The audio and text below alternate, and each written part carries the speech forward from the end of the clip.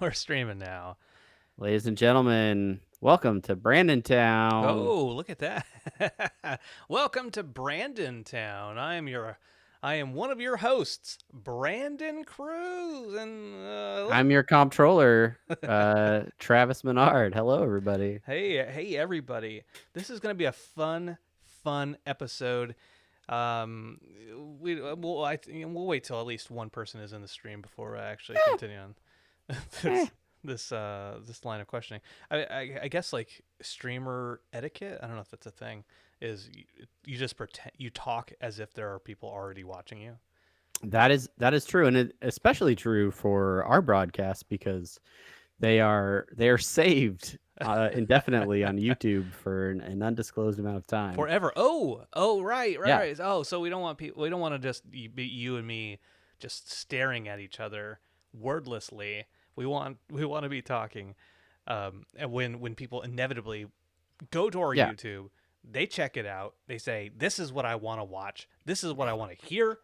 By God, they're not saying anything. Why am I still here? yeah, Not yeah. liking, not subscribing, not We're clicking gonna that button lose all here. those rewind watchers Yeah. for the sake of the live friendlies. Rewind Yeah. watchers. If people are watching the stream now, they're probably gonna notice that some things look wonky, and that's fine. I'm gonna delete some stuff as we go, because the restream looks a little weird. This chat over here. Boom.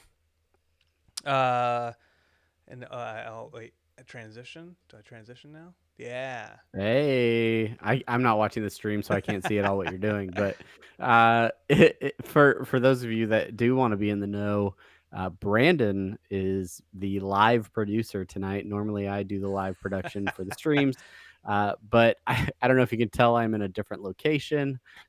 My office doesn't usually look like a hotel room, and this is a hotel room. So, Sure. yes, we are streaming live from a hotel. If my internet is questionable, then you know why.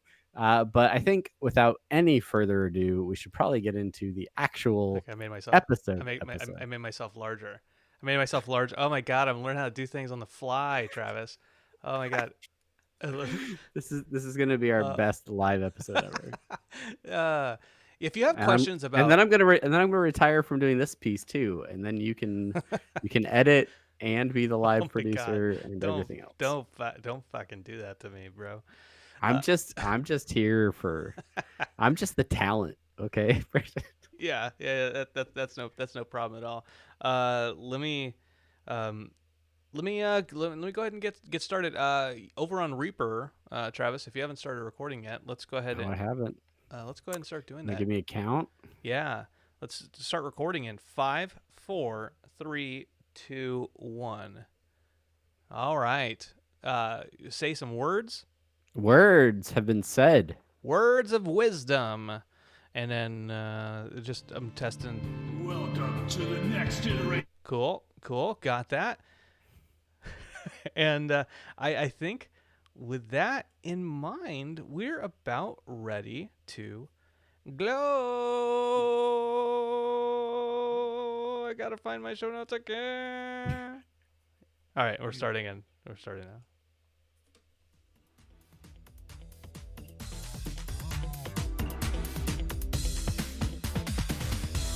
Coming to you live from a fantasy world full of wizards, orcs, and dragons, free to live their lives free of kink shaming.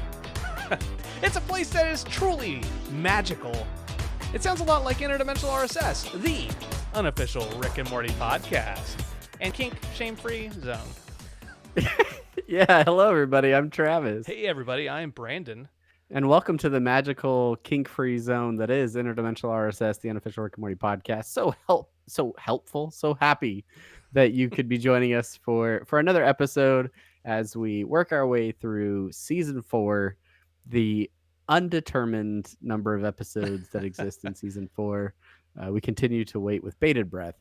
But yes, my name is Travis, and this is Brandon. Of course.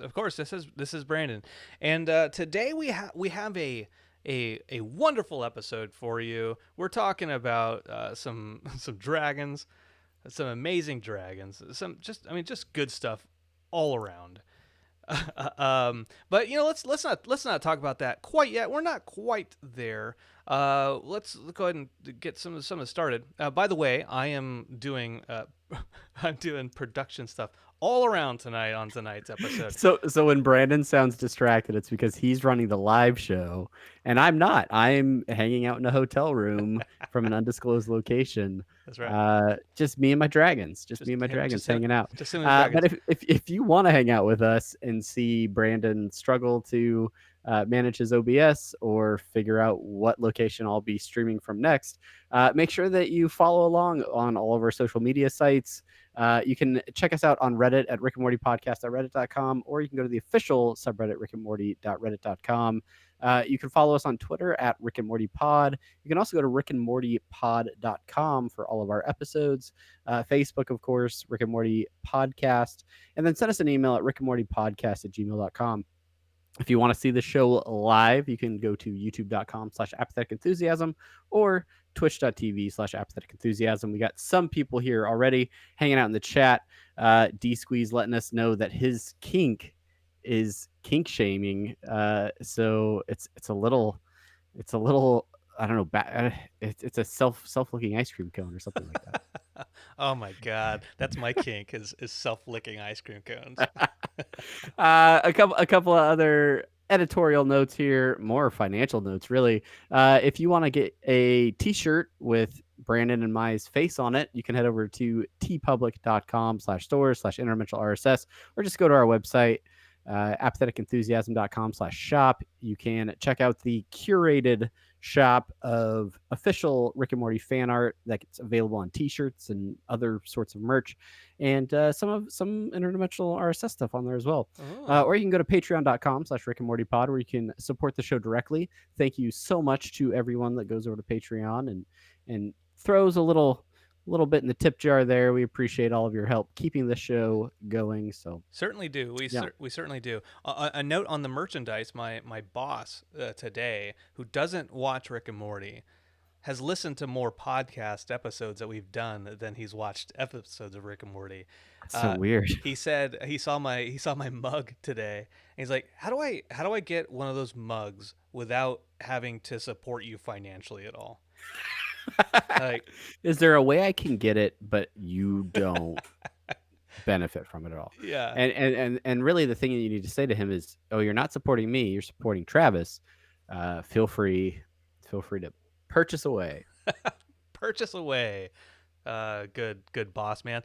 I think that's about it.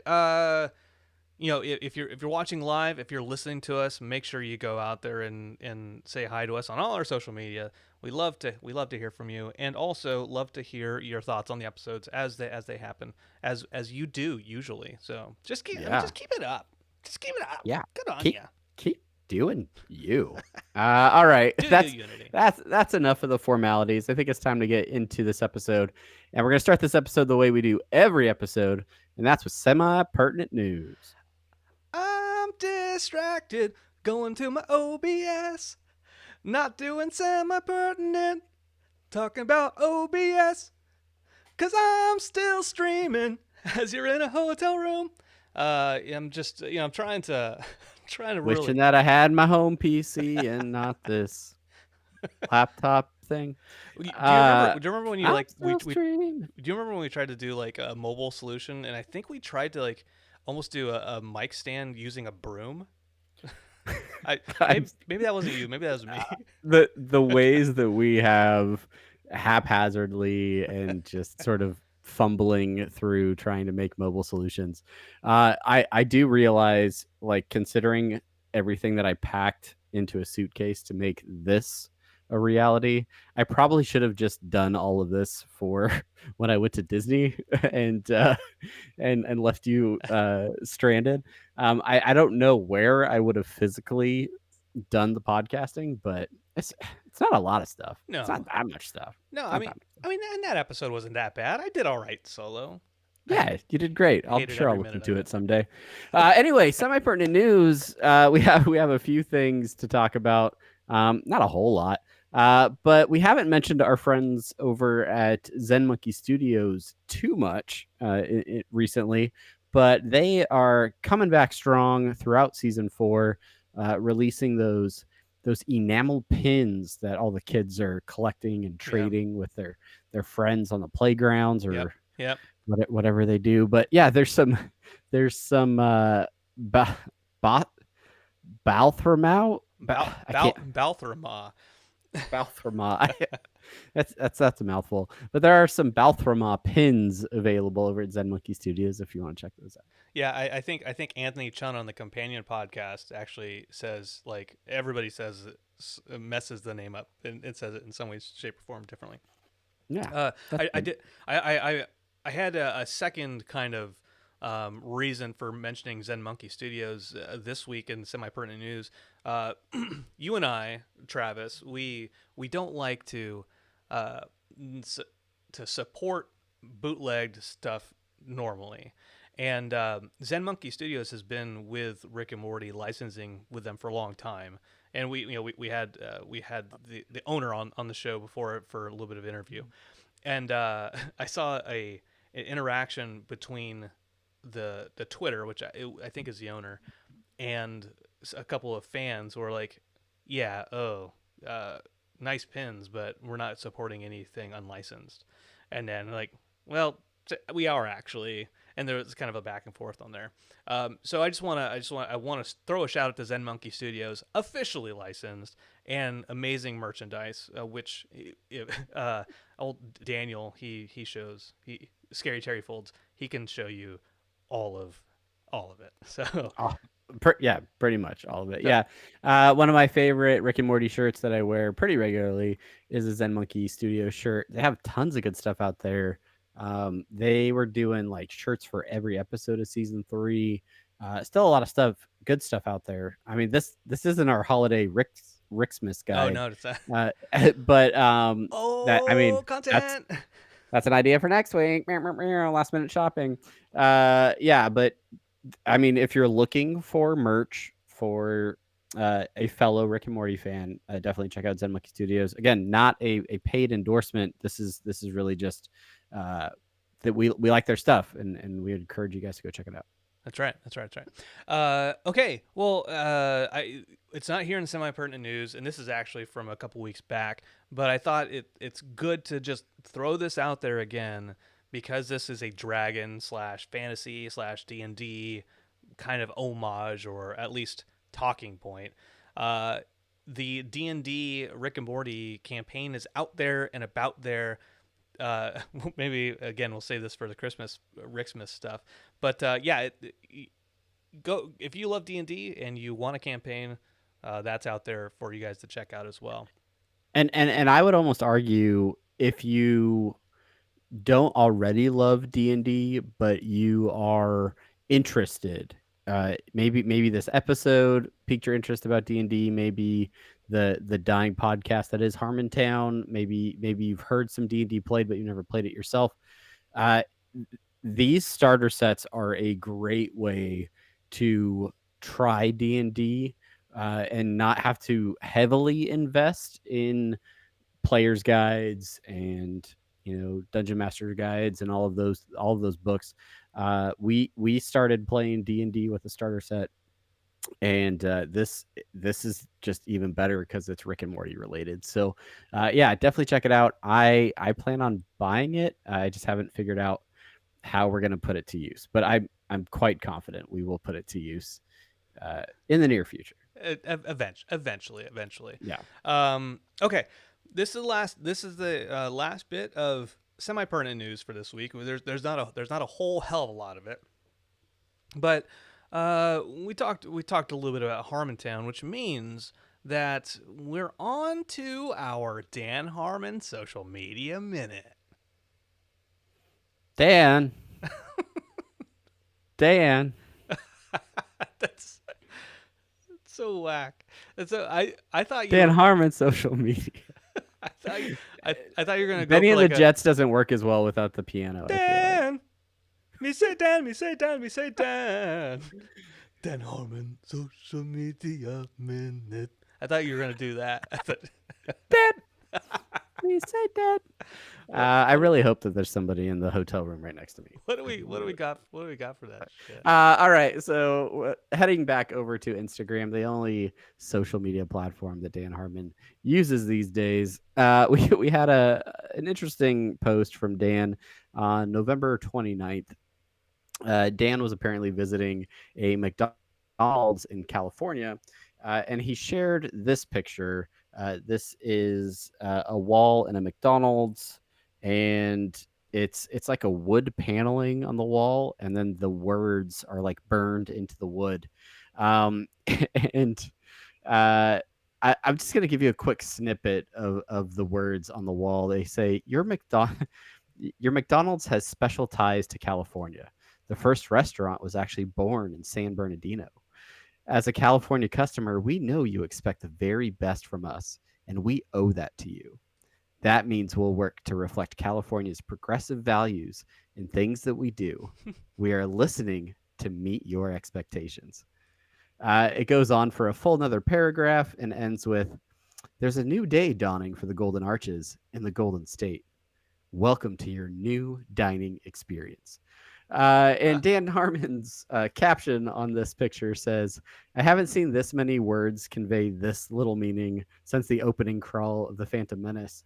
Yeah, absolutely. And as a person that is deep in the throes of their Star Wars rewatch, that one was particularly good.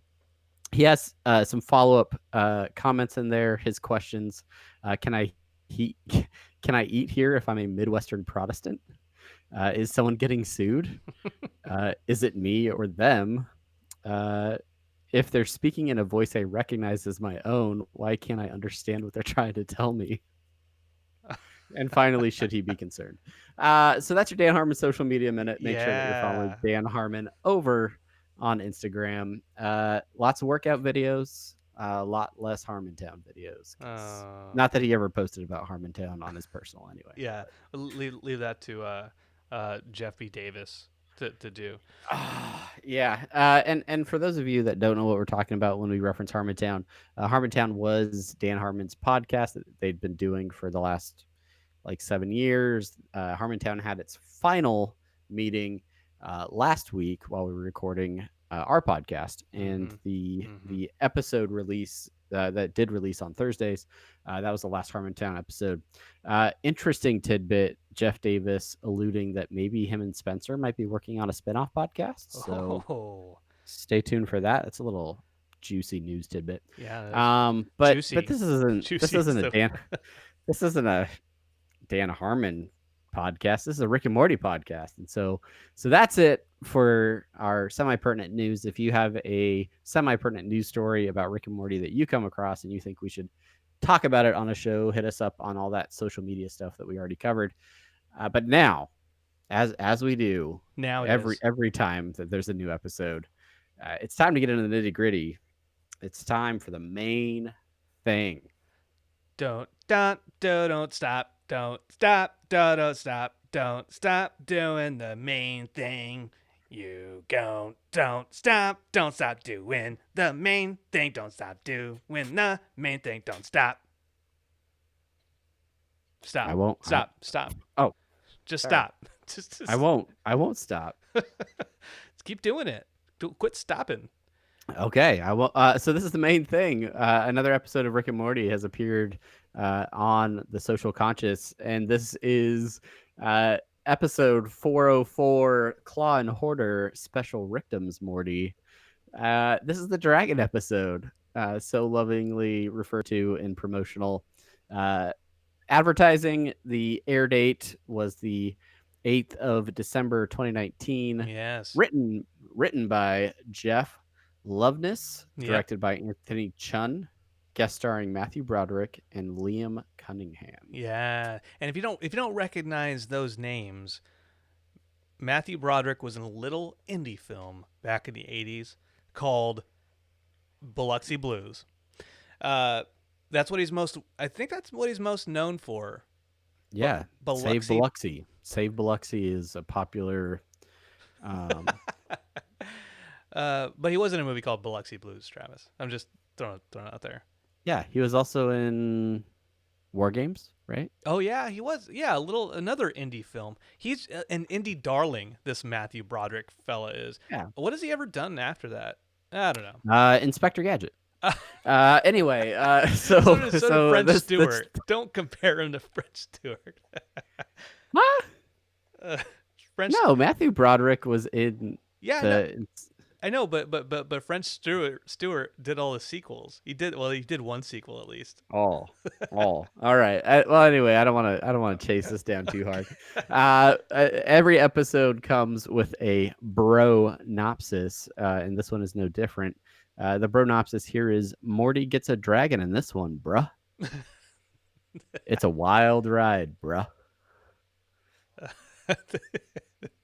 So good. There you go. So good. That's it. That's all you need to really know. Nothing at all about soul bonding, bruh. But we also provide a synopsis for every single one of these episodes, and but by the way, I was writing these show notes with my son. I was trying to get him to go to bed, go to sleep, but he was watching me type on my laptop. So I wrote this synopsis. Who knew dragons were so kinky? And then I had to explain to him, what's kinky? What does that word mean? Like, well, they're really into soul bonding. they really like sexy things. And he's like, oh. And then I'm like, why does he know that? I don't know. Right. Anyway, yeah. So Brandon, what did you think about the episode? All right. I'm glad you put this on me first. We we talked about this last night briefly, and the initial reaction was one of, I don't know how much I like this episode. And even going into the rewatch, I was kind of like, oh, God.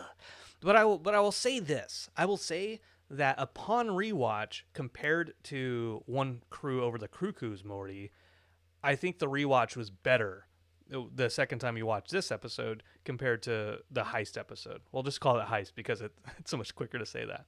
Yeah.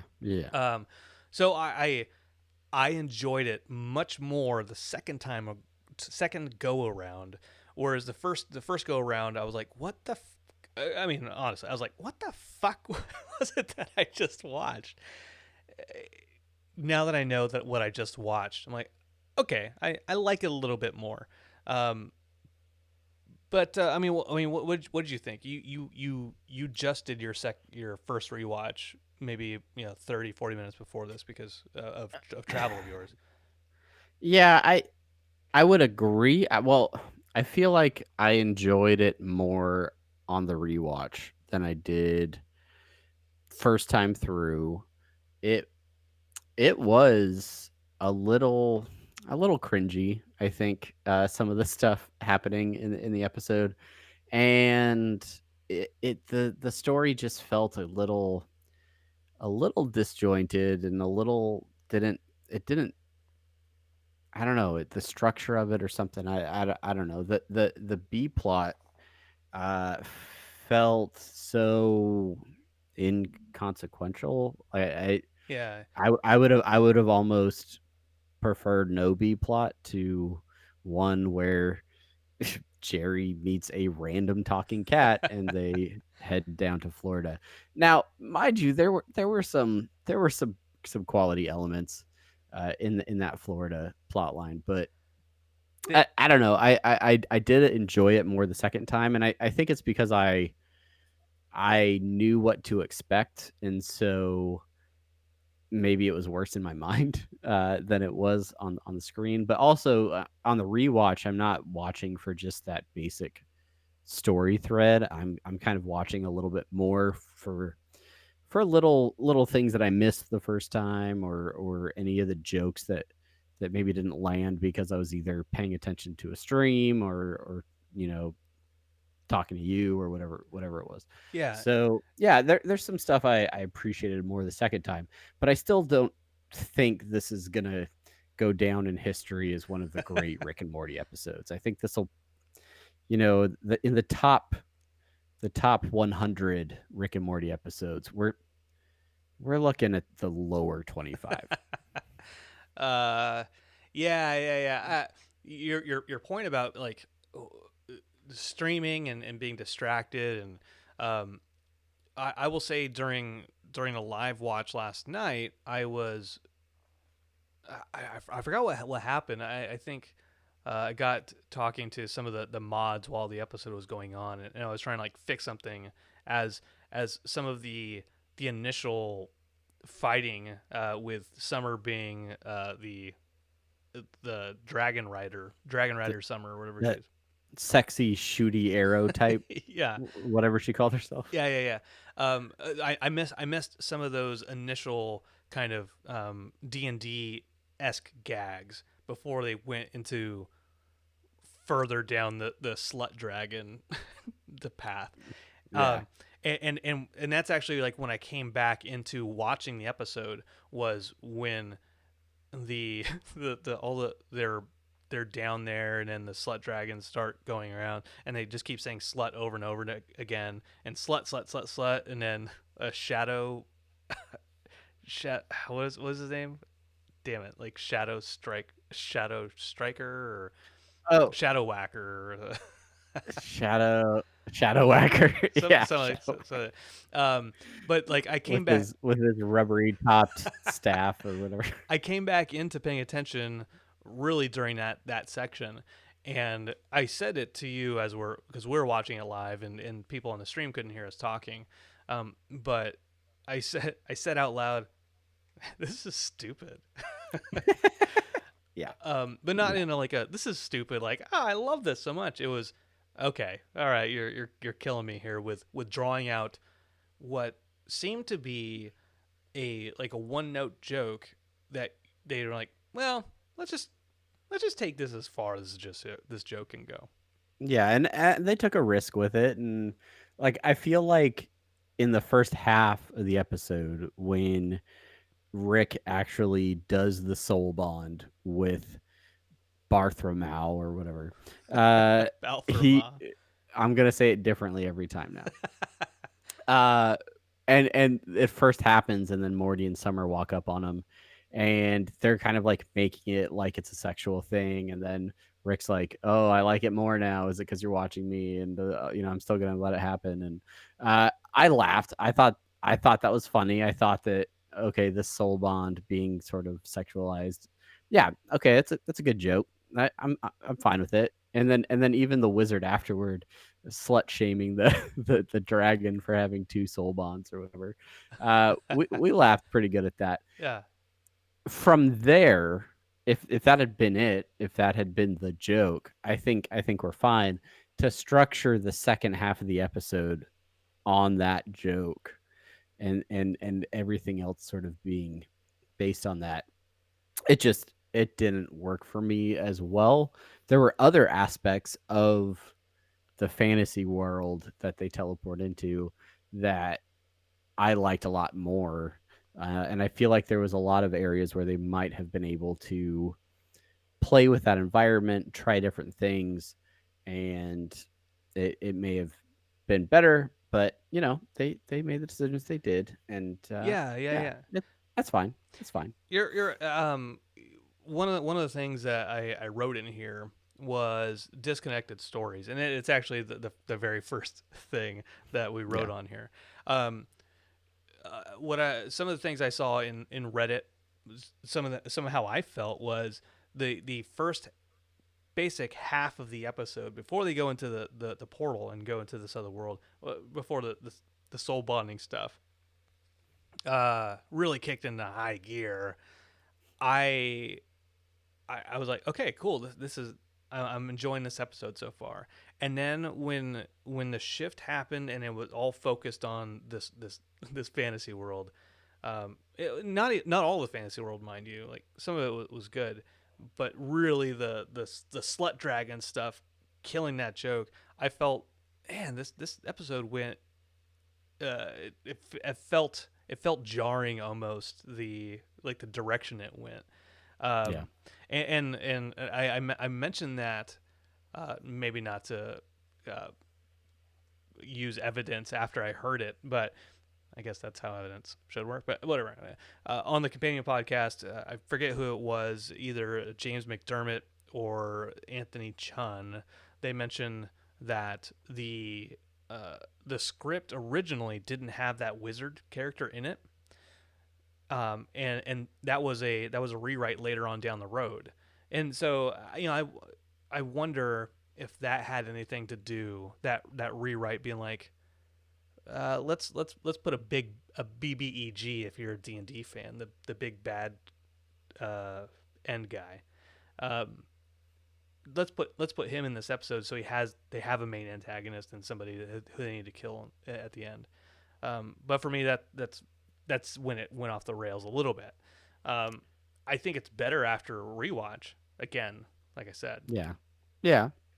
Yeah. Well, and I think maybe this episode falls into some uh unmet expectations, like that sort of thing. We saw some clips, some teasers for this episode.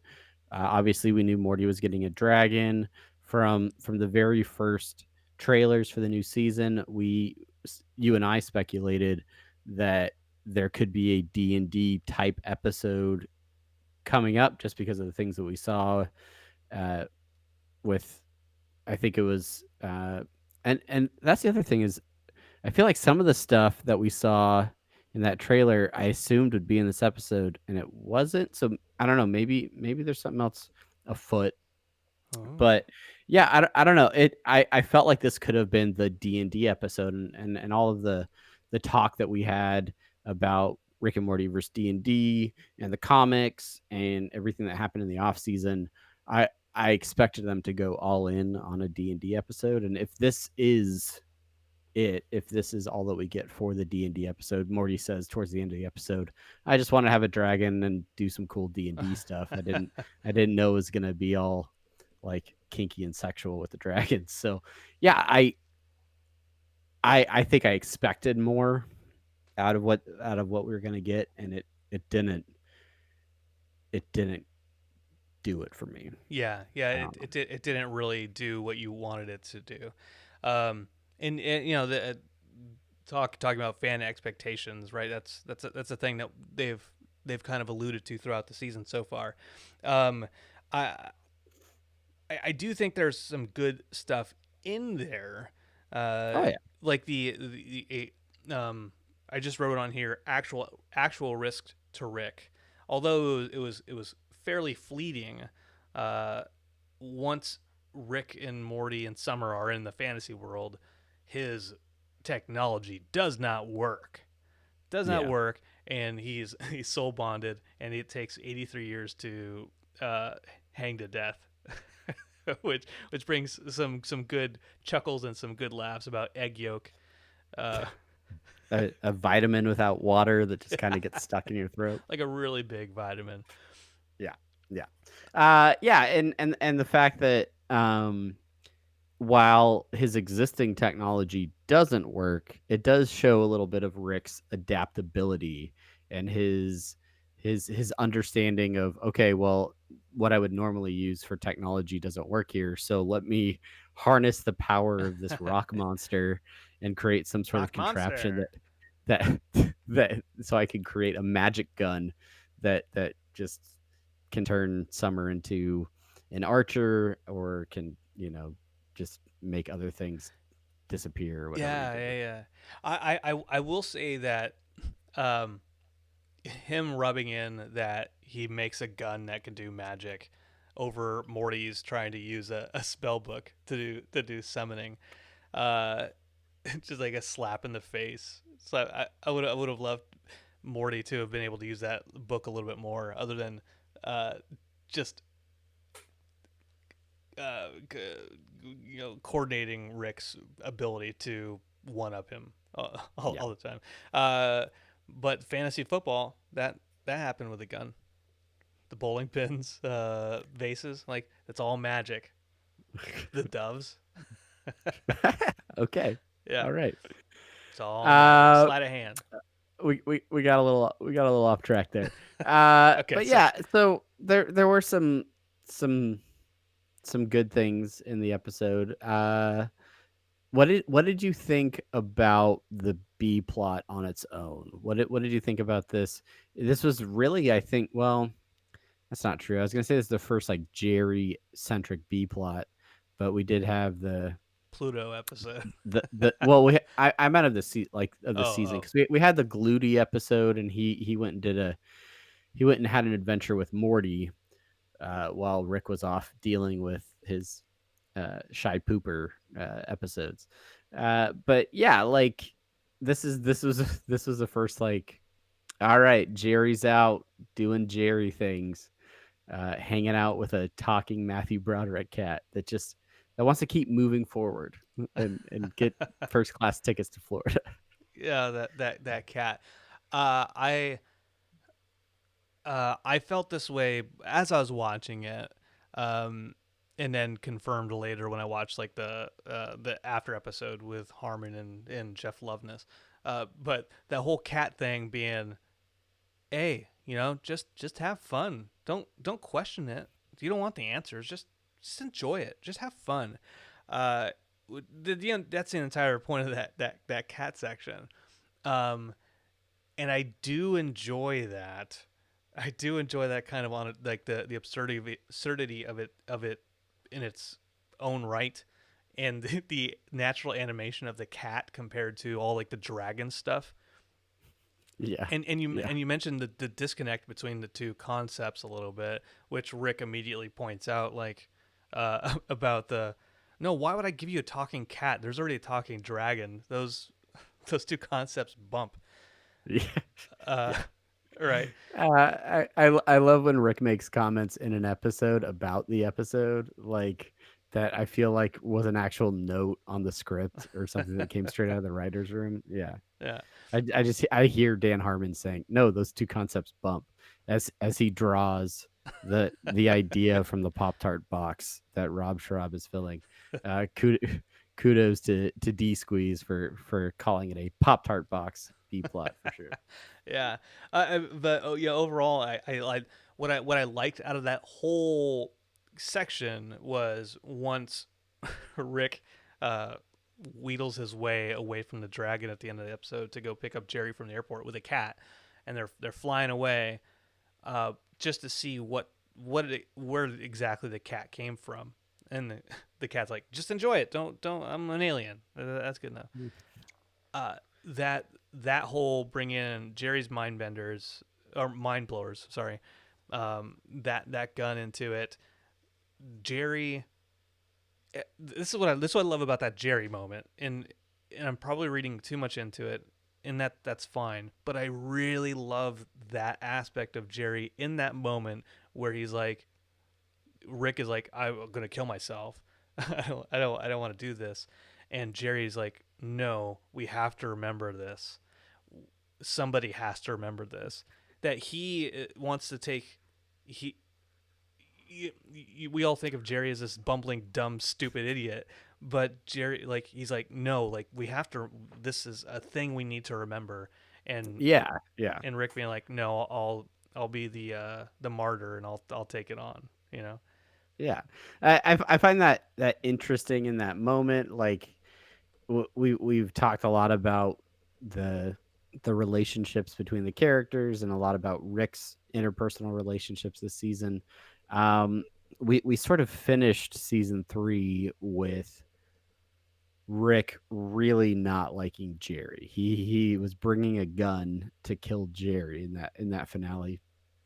And here we are 4 episodes later and Rick is coming to Jerry's rescue because he's stuck at the airport with a talking cat.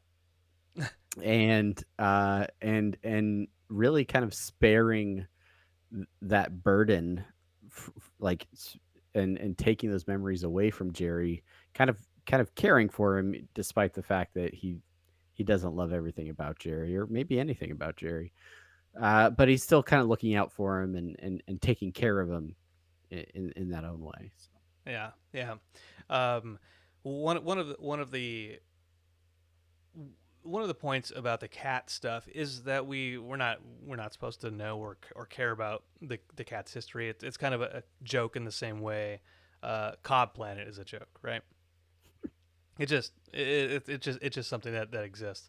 Uh, but this is one thing that I think the fans are going to be constantly kind of lingering on as we move forward with theories on what is the cat's backstory so badly that like Jerry just immediately is just yakking up.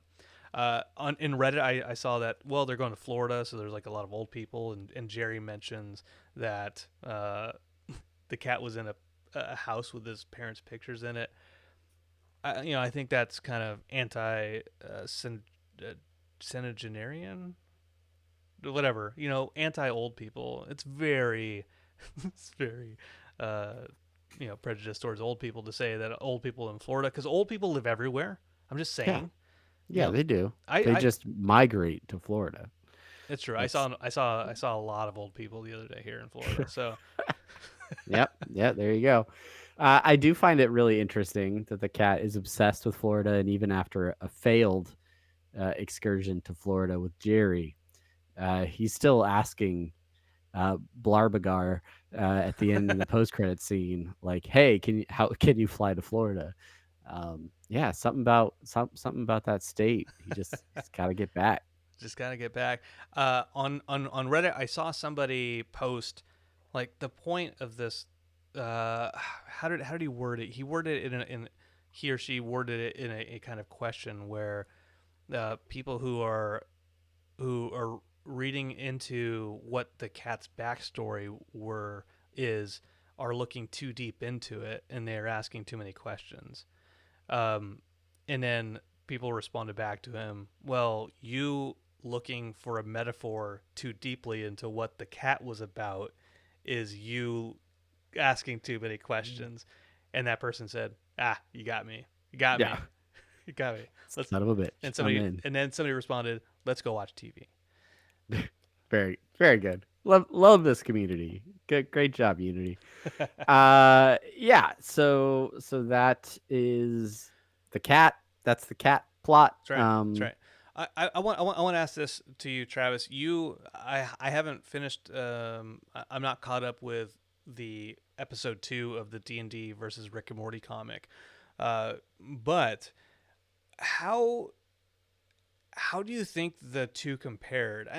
I say this with the fact that I love the Jim Zub / Pat Rothfuss D&D versus Rick and Morty comic, and I almost feel like maybe that ruined me for this episode a little bit. And I would agree that I think somewhere in our brains we were trying to hold this up against that comic, which I think both of us really really like, and so that isn't doing the episode any favors. And for those of you that maybe really enjoyed this episode or didn't have that much against what you saw, maybe that's the reason, maybe that's the culprit. But yeah, I don't feel that this uh was on par with what we got out of the comic. But again, also I think the comic was definitely 100% committed to being about D&D. It wasn't just picking elements that can be found in D&D. It like that comic is about Rick and Morty doing a D&D adventure. Um, so and I feel like if this episode wanted to be the D&D episode, it needed to go way more all in on it and really embrace that. And maybe they're content with like, nope, we did a comic about that, like they crushed it. That content is out there. We don't have to, cuz I also feel like I could probably be really frustrated if I if I just saw a direct to screen remake of the comic where they did essentially the same thing and just made 22 minutes of animated. Yeah, yeah. I think there's also a certain sense in my mind that there's there remains this disconnect between the comics and the show, and show is obviously the canon part of Rick and Morty, the C-137 Rick and Morty that we know and love. Uh, but some of the concepts that are happening in the comics then are like, yeah, if for Star Wars fans out there, like the Legends stuff, you're like, well, throw that out. That was nice to know, but doesn't matter anymore. Um, Again, expectation management on my end to be like, wait, no, like Rick loves D&D. It's in the comic. He Yeah, is so yeah. good at it. He plays with a group of old people. He's such a Yeah, he loves fucking it. nerd. He loves it. He wouldn't say this shit about magic. Yeah, Um, yeah, you know, yeah. It's a fan expectation, right? yeah. And I feel like it's again. I wanna hammer home this principle, this thought that we've had through now 4 episodes, but Rick's sort of searching for relationships and his guarding of his relationship with Morty. He is very hesitant to get Morty his dragon. And very early on, he's not engaged in Morty going and hanging out and flying around on Blarbadard. And so, like, I feel like once he comes around and like actually talks to the dragon and sees all the sweet loot that he has in his treasure trove, he starts to appreciate him, and he finds his own sort of relationship with the dragon. And it's something where if Rick wasn't so anti like letting Morty have something else to love, then they probably could have just appreciated it together. I Yeah. don't know. You know what, you spark something in me, Travis, and I would just like take a little, what is that, the little air thing that you use for grills, um Um, damn it, what the Bellows. bellows, yeah, and just go on that spark, just go right, and that spark is, if there's one through line so far in the season, 4 episodes in, it's Rick's lack of friendship, and uh, Yeah, for sure. uh, eh, lo- Jeff Loveness on the Adult Swim video post talks about, like, I mean, this episode's about relationships and stuff like that, uh, and kind of makes a joke about the sex, but uh, you know, Rick ultimately, so far what we've seen is his inability to have real connections with things and lasting connections and friendships with people outside the Smith family. And I don't think this episode does anything to go against that kind of concept. Uh, Although him immediately just like discarding the dragon, like, I did this strange stuff. I think that's, I haven't really examined it all the way in my head because it was just a spark. Don't have bellows Yeah. yet. Yeah. Um, One little spark. but it's there. But it's there, right? Yeah. I'm interested to see if that plot continues, if that's like just a season arc, or if something, or if that's just sort of more of what we will continue, because it's not a new concept. No. And Rick's inability to have healthy relationships has sort of been a plot of the show in general. You look back at the Unity episode, you think about his relationship with Beth and everything. It it's who Rick is. And so yeah, it is interesting to see him have this connection with, you know, uh, Balga Whopper, and Boggle and Whopper. and go, fly around and get a whole zoo high on volcanic fumes or whatever they were smoking, and Uh, yeah, it I yeah, I have one last thing to say, and this is probably equally a stretch, but Carol Wyatt, the color director for the show, she's been there. She's been there since season one. She worked on The Simpsons. She's worked on a bunch of stuff through the years. First four episodes, first seasons of The Simpsons, might I add. She was talking about the color scheme for the orgy dragon phoenix, whatever whatever it's called, and it being kind of like this rainbow, kind of like sexually liberating collection of colors.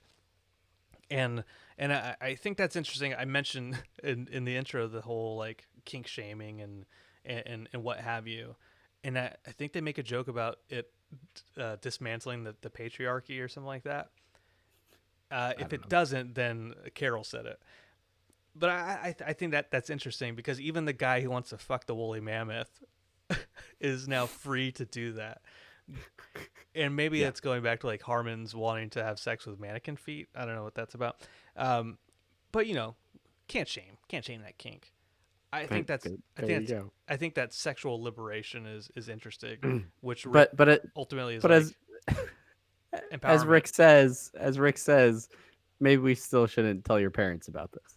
Yeah, yeah. So yeah, in general, yeah, it sounds like for the most part this wasn't our favorite episode, but we did still enjoy many moments from throughout it. So it is now time to address Brandon and I's favorite bits, little Favorite bit, bits. Oh. little bits. Uh, from this episode. The one of the first ones that I have, actually we mentioned a little bit earlier with the vitamins and the egg yolks or whatever, but it's that the dragon hanging basically equates to like a sore, irritated throat, and just that running bit for the entire time as they're soul bonded, and Rick's just trying to explain the feeling in his throat. Yeah, that gave me a good chuckle. Yeah. Um, the we talk about slut dragons throughout throughout the episode. When before I knew that it was going to be a drawn out joke, uh, when the wizard, voiced by Dan Harmon, again this is a Dan Harmon season of the show, started being like, "Don't worry, I'll take care of this." He was like, "You slut dragon, you slut, you dumb slut dragon, bad slut dragon," just whipping the shit out of him. I I was cracking up at and it's not ending. He just keeps saying slut drag over. It killed me. It killed me. Yeah. I will say that upon rewatch, the absurdity of them saying slut dragon so much when the Council of Dragons are just kind of hanging out, and then God, Shadow Whacker. I think I have to look at what his name is again. Um, he, I think he like mumbles in the background like slut. We got a bubble slut. He's like he says it like one Just extra time, but like just saying it extra times. one Uh, extra time. Yeah. I don't want to I don't want to be mad, but D Squeeze coming in hot, predicting both of my other favorite bits in the episode. Good on you. The first one being the gas in Rick's spaceship when he's trying to get Morty just to shut up about the dragon. And he ends up knocking out Morty and himself, most likely due to poor ventilation or too high of a concentration of whatever that knockout gas was. I thought that was hilarious. That was really good stuff. And then uh, the ice spell that the wizard uses on himself. Knows you too That well. I just made it worse. It's burning longer. And he turns I into could have a died quickly. yeah, and just the aspect of him narrating his own demise. Very very good stuff. um, good on. If this was Vegas stakes, you would be a, a billionaire. by now. I've got two more bits on my end, Travis. The first I will say is the cat leaping off of Jerry's shoulder and spiking the ball, the volleyball, because up until that point in time, they're like the cat was just doing normal cat things, and then it does an Air Bud type of volleyball move. I thought that was hilarious. Side extra bit when the cat gets thrown into the the water off the yacht, and it's just got that like little really cute depressed like that wet cat look. yeah. Oh, poor little guy. Yeah. The second. Yeah. Oh, good. I was just gonna say I always appreciate some volleyball content, so glad we could get a little beach volleyball in this episode. The very last thing I have is when it was still in the first half of the episode, the hoard pile. When Rick sees the original Ecto Cooler High C in the box, and he sees the toy soldiers spinning suckers. I cracked up at that stuff, but upon rewatch, I noticed two things. One was a Funko that kind of looks like Dan Harmon. I don't know if that was supposed to be Dan Harmon or if it was supposed to be old man Luke Skywalker. Okay. But the second one is a picture of Duckman from. I don't know if you know about Duckman. It was on USA. It was Duckman. Yes. Yeah. Yes. There's a picture of that in the episode. There's a picture of Duck. I don't know what it is, if it's like a DVD or a VHS tape or whatever, but it's a picture of Duckman. And for those who aren't in the know, on USA in the mid '90s, before like Rhonda Shear's Up All Night and Silk Stockings, there was a cartoon called Duckman, a very adult-oriented cartoon voiced by Jason Alexander, who played George Costanza on Seinfeld. And I loved that show as a kid. I don't remember any episodes, but I saw that and I'm like, okay, you boosted my appreciation for the episode by that It's much. the little things. It's the little things. It's the little things. Well, those are some of our favorite bits from this episode. If you have favorite bits, we'd love to know what you guys liked, or maybe what you didn't like. You can hit us up over on Twitter at RickandMortyPod and share those with us as well. Any other final thoughts from this episode, Brandon, before we move out of the segment? No, I don't know. I don't know when you ask me a question like that, and I always say no. Well, let me. Well, actually. Well, actually, and I shift my glasses. I will say this again. I didn't appreciate the episode upon initial watch. Cringy, and I thought it was the whole orgy stuff was a bridge too far initially. When I rewatched it, I got the joke. I had to be in the right mind space for it. I had to put all my other preconceptions aside as far as what I knew about D&D and what I expect from a D&D episode.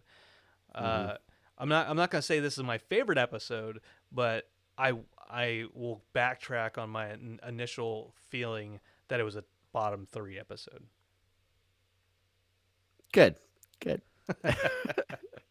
Yeah, I mean, I think I wouldn't go so far as to say it was a bad Rick and Morty episode. I just don't think it was one of the best of the season.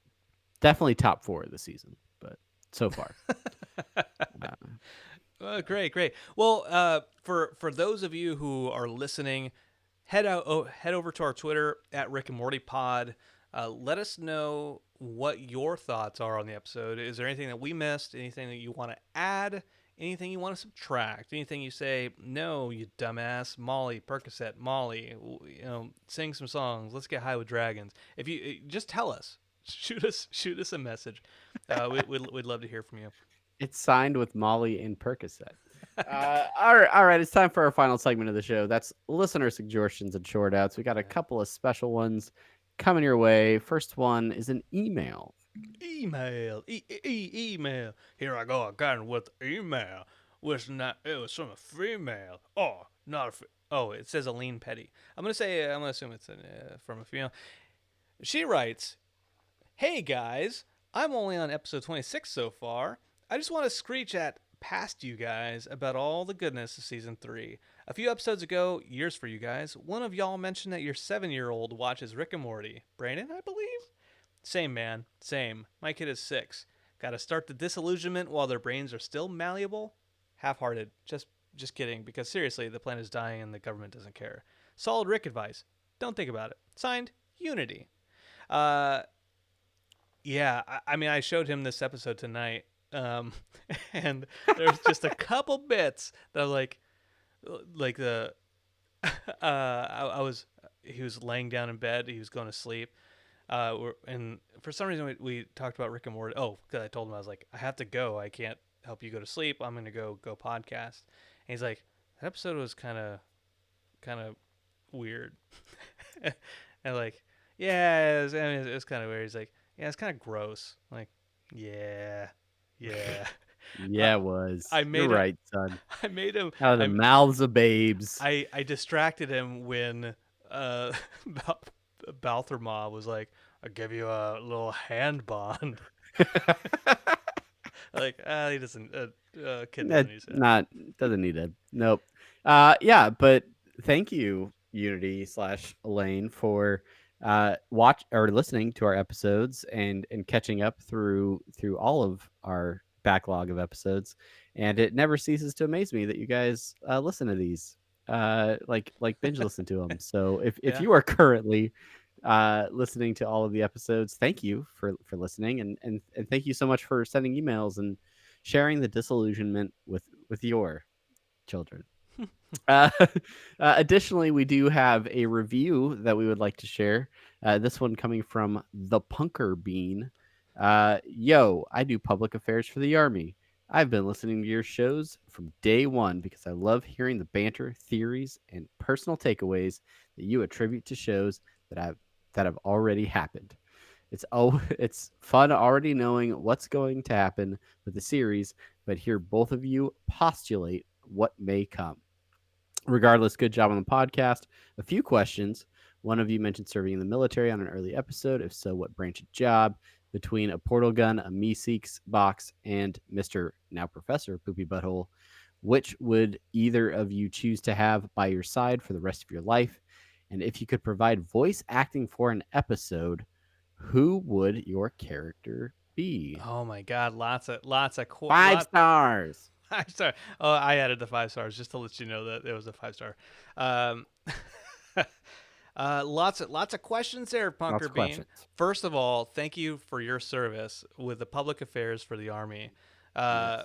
The Army is great, and that's fantastic. We appreciate your service serving the United States Army. Signed USA, by the way, on their signature blocks. Okay. So hopefully, you know that you gleaned some information from that. Also, between a portal gun, a Meeseeks box, and Mr. Now Poopy Bowl, what would you choose to have by your side for the rest of your life? Travis, what would you choose to have by your side for the rest of your life? I gotta go portal gun. Portal gun feels like OP. Meeseeks are great and all for simple tasks, and Poopy Butthole's a great bro, but the power that comes with interdimensional travel, it just can't be beat. Yeah, ultimately, this is like one of those, oh, you have a genie, you wish for more wishes thing. So I would totally go with a Meeseeks box because I could say, bunk, Meeseeks, give me a portal gun. And then, because you have to recharge the portal gun, you don't know the technology for that, right? You have to recharge it. Bunk. But what's the first rule of the Meeseeks box? Meeseeks, go get me more portal juice or whatever. Keep your requests simple. That's the first rule. I'm not asking it to help me lower my strokes. Take 2 strokes off your golf game. Okay, and then voice acting on an episode. Who would your character be, Travis? Shoot. That's like, do I have to? I'm assuming this is a new character, right? I'm not gonna voice an existing character. Oh, that's so very good. It's a very good question. So I would think it'd probably end up being like some sort of interdimensional cable sort of episode. I'd probably be like, I don't know, a water bottle repairman or something, or I don't know, like some. A water bottle repairman. Oh, I only say that because I have water bottles here, and so I'm just saying the first don't thing that comes explain to it. mind. Don't explain it. I just want you to know that But he's got to be an alien. He's got to be an alien. of all the things we've ever talked about, Travis, of all the things we've come up with, we've collaborated on, let me just say that water bottle repairman is the best thing you've ever said or ever come up with. I've peaked. I've peaked. This is it for me, guys. We're done. Um, an existing character. Did you have an existing character you wouldn't mind doing? Oh well, um, No. Jerry. I'd probably voice Jerry. Okay. Do your best Jerry impression right now. Do a Jerry line from this last episode. Give me like a scene. Oh.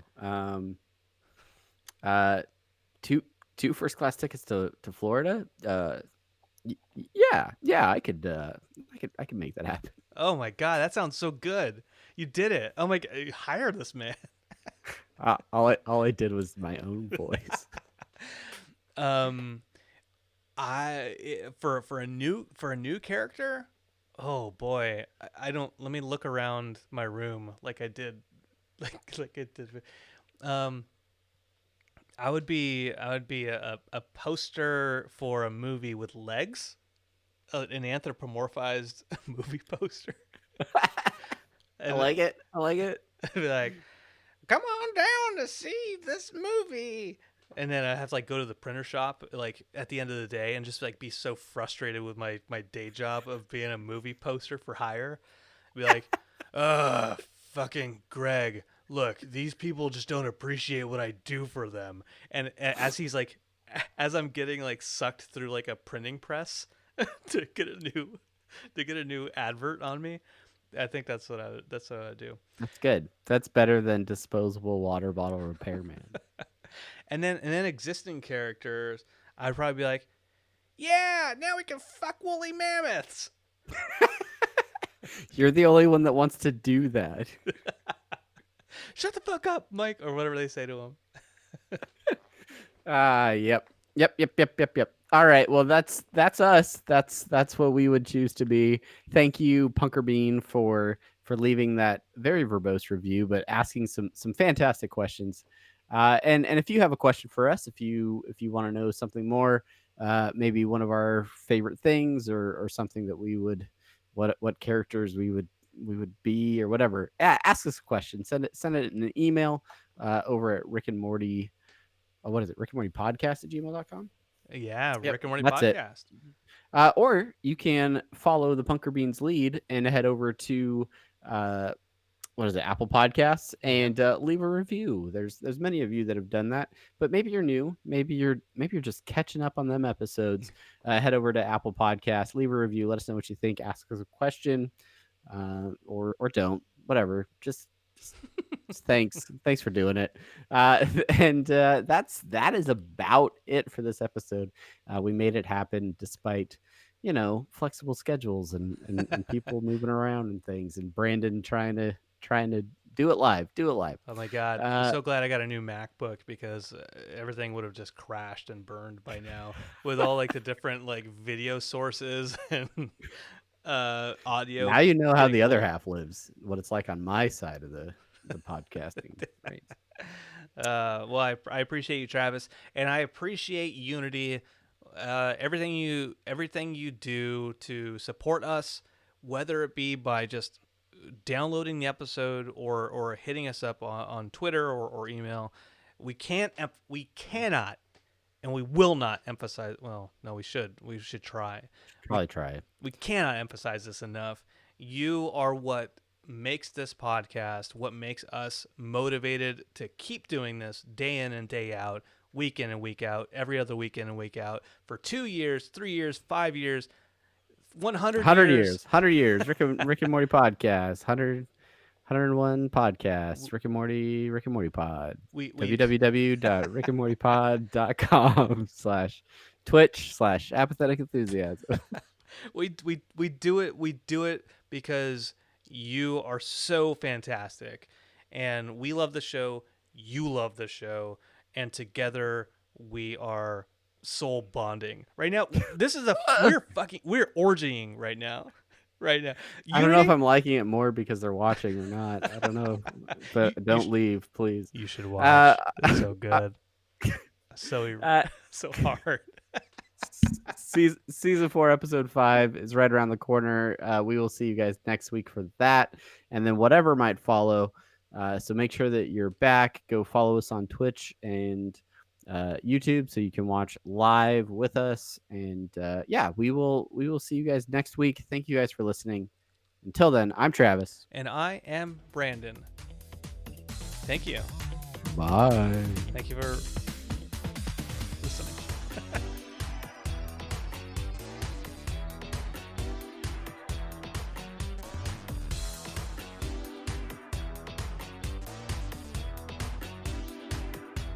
We just keep going, and I just keep recording. I just keep recording. The music fades out on its own. You don't need me to do that. I'm gonna stop recording. I'm not gonna stop streaming though, because Yeah. that's part of the deal. That's part of the social contract we've signed, that at this point in time, where we just keep streaming, and anybody who's still around who cares, you get to hang out with us for just a couple more minutes. Couple more minutes. For those who are in the stream, all 0 of you, I want you to take a real deep, hard look at what's behind Travis there. That's right, it's a bed. Travis is coming to you live from his bedroom in sunny. We're gonna do some Twitch live soul bonding as a special post show. Oh my god! Oh my god! No, it's great. I'm pleasantly surprised by your internet tonight. In the hotel room. Yeah, it's not bad. It helps to have a little status, I guess. Huh? It's as if technology for the internet is just coming so far. Remember the first couple times we did any kind of mobile recording, and when we first started in 2015 or whatever. Is it 2015? Yeah. Yeah. Oh my god. Yeah. Yeah. Wow. Jeez, we're been doing this so long. We've practically been doing this as long as Harmontown. But Wi-Fi was so bad back then in hotels, and now look at you. Look at us. Look at us live streaming. There was only a couple glitches the entire time. Yeah. I don't know what the sound quality was because nobody said what it was, but T-Squeeze. Let me take a step back, Travis. Let me take a lead on this. Let me take a step back, take a lead. How can I step back and then take a lead? I don't know. You can't be leading from the back. I guess. Leaders eat last. That's a book. Doesn't matter. D Squeeze 321.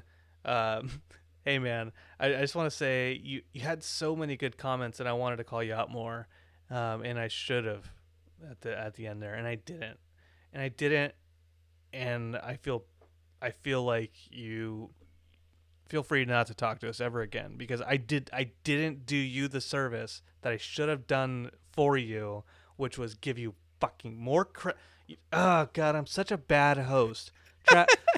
Oh jeez. Also, D Squeeze, I didn't say it during the episode at all, but also I'm glad that your wife is okay and that old people didn't kill her. I'm sorry the old man pooped his pants though. God, stupid old people. Stupid old people. You can't say that. Brandon, you can't say that. I was at a training the other day, and for Microsoft Office 365, and one of the folks in that training, they were saying the people in our organization, they're seasoned, they're very seasoned, and they're in their ways, they're set in their ways. And then after he said it a couple times, I'm like, oh, he's talking about old people. he's saying the polite way of saying old people. And I'm like, yeah, I mean, everybody knows what you're talking about now, so you still can't say it. Just yeah, can't say it. Damn it. Brandon, I don't. It's been so long since I podcasted, po- pod, podcast, podcoast. It's been so long since I've used this laptop for podcasting. I don't know that my output files are in the correct format. Do I usually send you WAV files? No, you usually send me. Oh, yeah, no. MP3s, right? Yeah, I think you do send me MP3s. There's a very simple way to check this. It's the Let's go. way that is just look at all the files that I usually send you. Yeah. Anyway, so D Sweet. On a serious note, other than my ranting just to say words in rapid succession, Also know Brandon's podcasting. that we are happy that she's okay, and that the old man is not dead. Yeah, The season. we were man. happy for both of those things. Yeah. So since this is my first, really the first time responsibility, stream engineering, I don't. I hope that I did all right, and I hope that everybody watching it sounded all right. I can't. There's usually I'm on my end, kind of gauging the stream, and being like, okay, I can't hear Travis, or ooh, stopped playing. It's not playing anymore. Man, it's so hard. It's hard. There's so much stuff. There's so much stuff. Yeah. Let me just talk. This is kind of like when I was solo podcasting while you were at Walt Disney World, Travis. Like I just what I do. I just start talking. And maybe this is why Dan Harmon, for whenever he gets on his rants on Harmontown, he just kind of And then Jeff Davis just like steps in. He doesn't even wait for Dan to finish. He just pulls things back together, and he gets the show back on track, and that's what a good comptroller does. So Brandon, what I was saying is, yeah, I actually forgot what I was saying. Yeah, I don't know. There was something you said earlier that it's about running the live production, which can be a challenge. Imagine also having a file of images or a folder of images that you spontaneously incorporate into the episodes so that you can have reference images for things that you talk about. Yeah, I tried that a few times. That didn't get difficult at all. No, it can't. The hard part with that, I imagine, isn't necessarily the images for what we're talking about. It's on the back end, figuring out which images you're going to need for the episode, because you don't necessarily know. Like we have our show notes, and we know what we want to talk about, but sometimes we're going to go into directions where we hadn't planned for it, and so some of those images are like, well, I'll capture a bunch of images, I'll save a bunch to my computer. I don't know which ones I'm going to need, and then I don't know which ones. Not only you don't know which ones you're going to need, but how do you organize them and then try to filter through them live as we're doing it. It was a special sort of multitasking for sure, because I would number them all. I'd kind of keep them in order based on sort of how the show notes were going, and then like, oh, we're talking about this one. I remember I have an image for that. Pull it up. But like you have the transitions in OBS, so you like go and you like prep the other image. You have to have at least 2 layers of images so you can change one without it live updating. So you go change the other one, you move that one to the top, you move the other one back down, then you hit transition to fade in your new image. Production, man. Production. I love it. It's a thing. Also, I've been sending you wave files for a long time. So Oh, okay. Yeah, just stick with Wave then. yeah. So that's what you're gonna get. That's good. That's good. That's good. That's good. Um, yeah. Oh, what was I gonna? I was gonna say something about production. Is it about a flu hating rapper? Flu ain't rapper. Uh, I talked a lot about the kid tonight, but he keeps wanting a YouTube channel, and he's like, Every kid does. can I do a YouTube with you someday? My kids still want me to make the YouTube video of our Disney vacation. Yeah. He was like, he was giving me advice. Here's even beyond the like, can I make a video? Can I do a YouTube channel with you someday? He was giving me advice tonight, and he was saying, Dad, so, one of the things you can do is, when you're on the video, you just say like, comment on what you liked about Rick and Morty in the comments below. I like, God, you should know this. You should know. Don't forget to hit subscribe and make sure you click that bell notification so that you know anytime that we release a new video. All right. Annoying Thanks Orange for the has comment. taught you too much. Annoying Orange. He watches annoying Oranges so much. I don't know if your kids do, but No, they don't. yeah, it's so annoying. The title is apt. He's like playing a game. He's like, hey, I'm annoying Orange. Over and over and over again. Sounds like Christmas. He needs a pair of headphones. Hey, he's grounded from the iPad right now, so it doesn't really matter. Yep. Yeah, I know all about it. I need to post the Pumpkin Nick video. What's I need up to with post that on our dog Instagram probably, but it's not really the season for it. But yeah, whatever. I'll throw it up there anyway. Maybe a throwback Thursday. Just put like a red and green tint to it. Filters, Instagram filters. Yeah, let's do it. Yeah, my kids. Hey, I mean, I know this isn't apathetic enthusiasm, but we haven't done one of those in a long time. Have you heard about this whole like issue with? I think it's called Kappa, but how it's impacting children's content on YouTube. No, I don't know.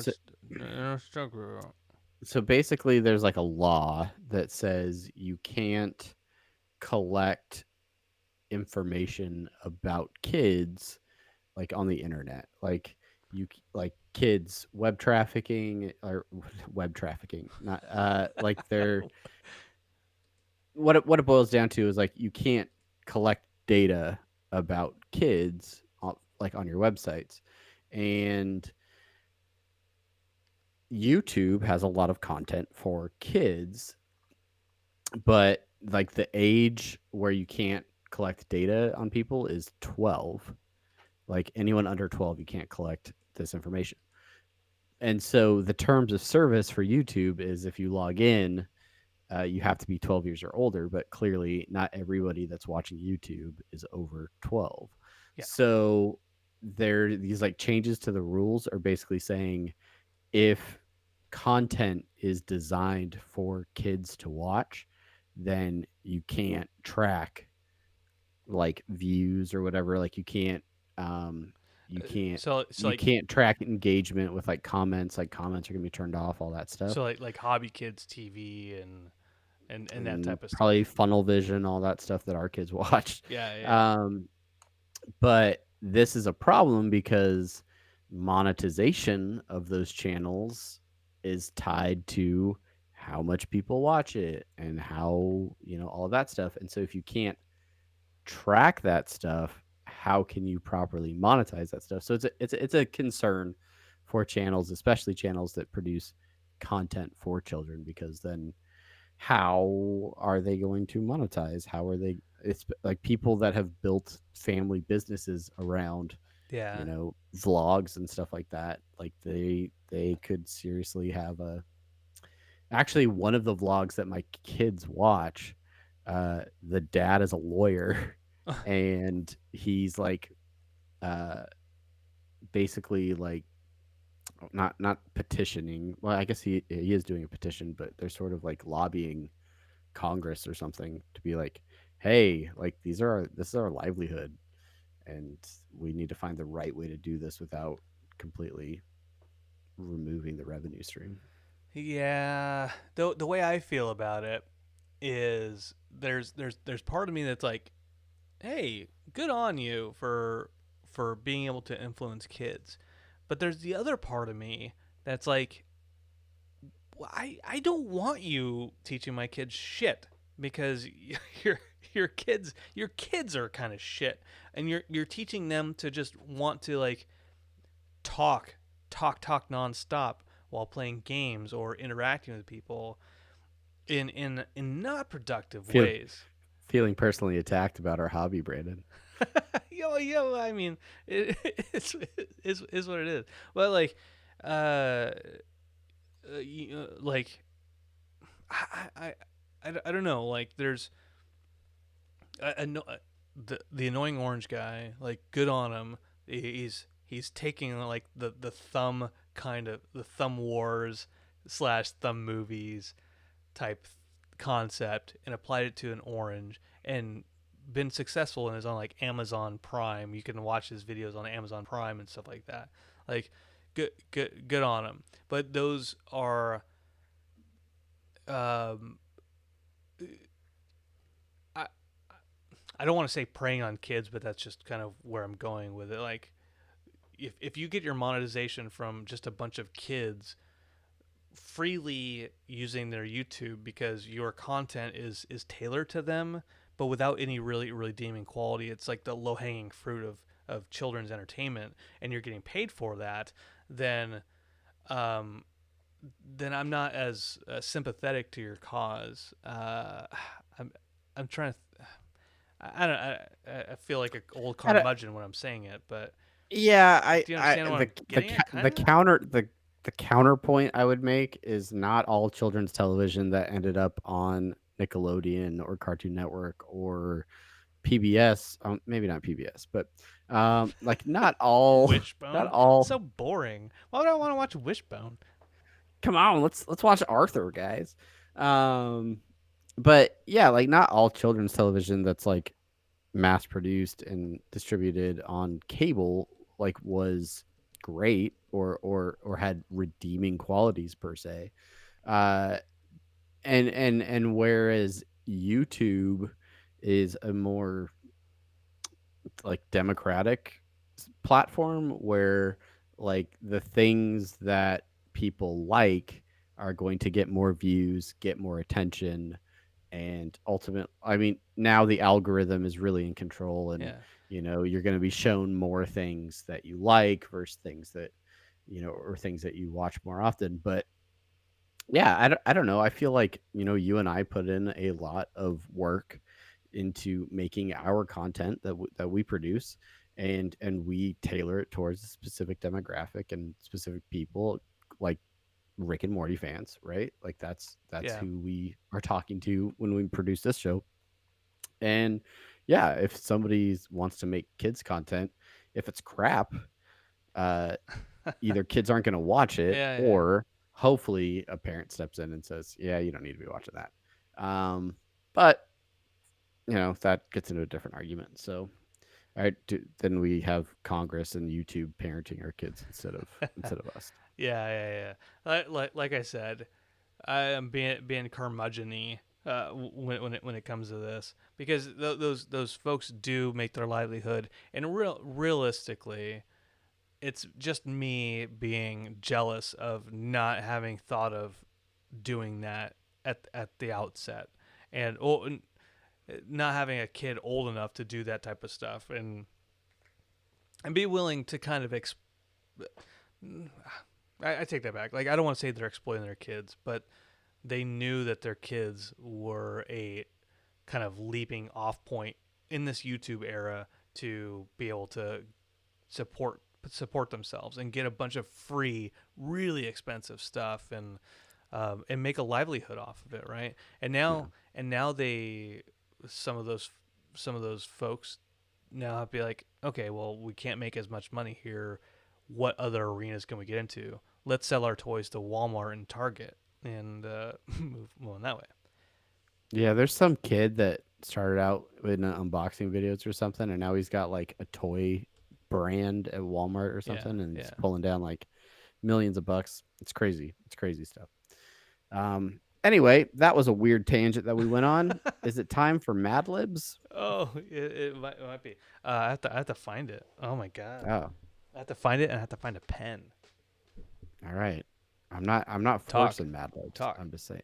Oh, it's tough. The internet reaches a lot more people a lot faster. Absolutely quick 6669.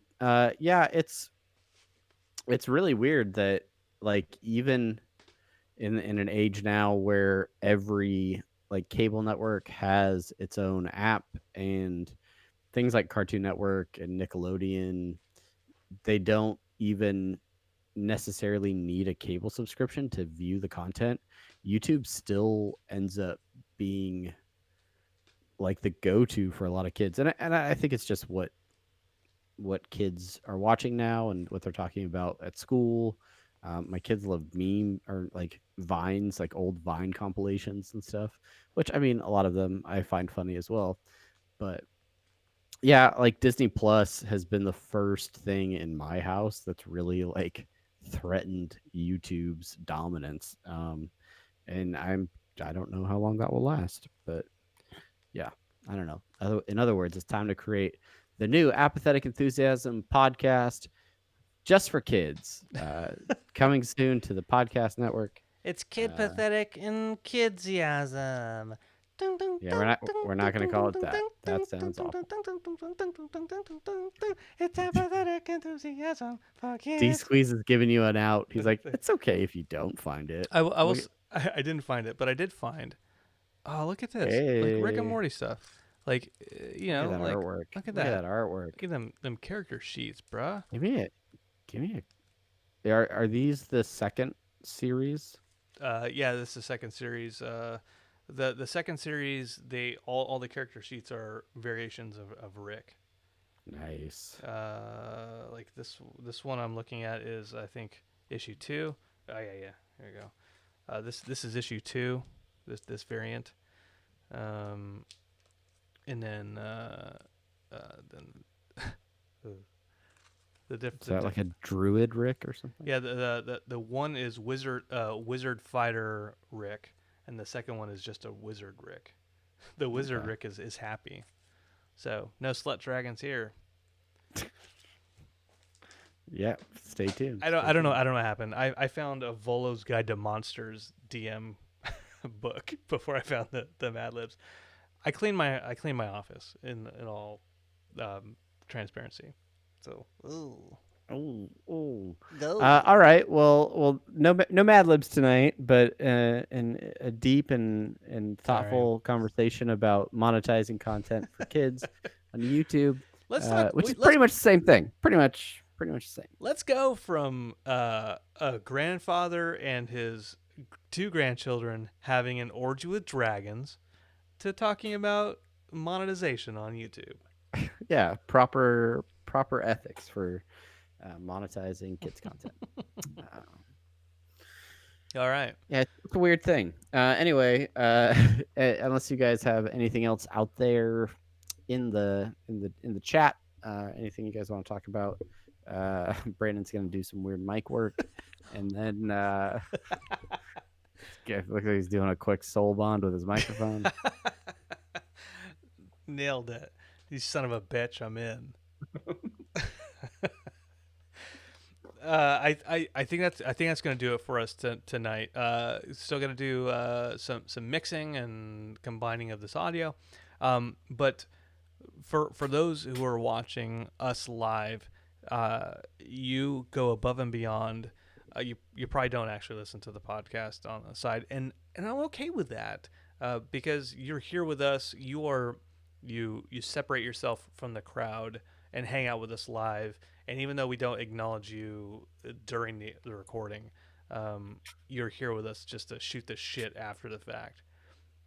And a lot of times we do. Like, you guys are probably getting your names dropped on this podcast way more Yeah. than most of the other listeners ever do. So It's true. kudos to you for that. Keep on keeping on. Kudos.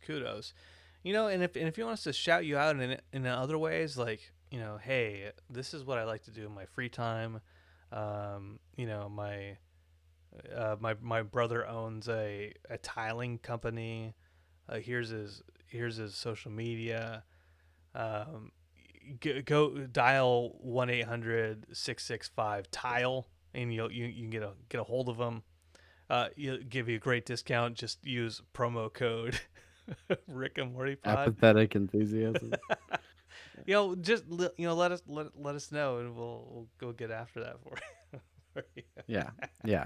Well, let us advertise for your brother-in-law's tile company on our podcast. At this point in time, this is the I don't know. I start giggling. At this point in time, I get a little bit tired, and then all the vodka eventually starts kicking in, and I'm like, I love it. It's just not even making any sense anymore. I'm just saying shit to say shit. All right, everybody. That's it for tonight. Assuming Brandon knows how to turn the stream off. Otherwise, you guys are gonna watch me sleep in this. Oh my gosh. Yeah. Have you ever watched that show Joe Pera Talks or whatever on Adult Swim? I just caught half of one the other night after Rick and Morty. It's interesting. I was on a night shift the other night, and on the TVs in the office, they were I put Adult Swim on, and then that Joe Pera or whatever came on, and I was like, this is a really long commercial for Cialis or whatever it's for. and then I'm like, oh no, it's a show. I think it's like Joe Pera talks to you or something. Oh Yeah. That's right. But I didn't actually pay attention to the plot or anything at all. It was just in the background. So I have no idea what that show's about. Sleepathetic enthusiasm. That's a good one. That's a good one. It's a good one. I feel attacked by that, but yeah, that's a good one. All right, everybody. Thanks for listening, watching. Excellent. Oh shit. Oh no. Hey, thanks for listening. This is Apathetic Enthusiasm. This is stupid. I hate that I have a soundboard. I should put more soundboard stuff on here, Travis. Yeah, we need more drops. Yeah, more drops. Ooh-wee. Let's see what else we got here.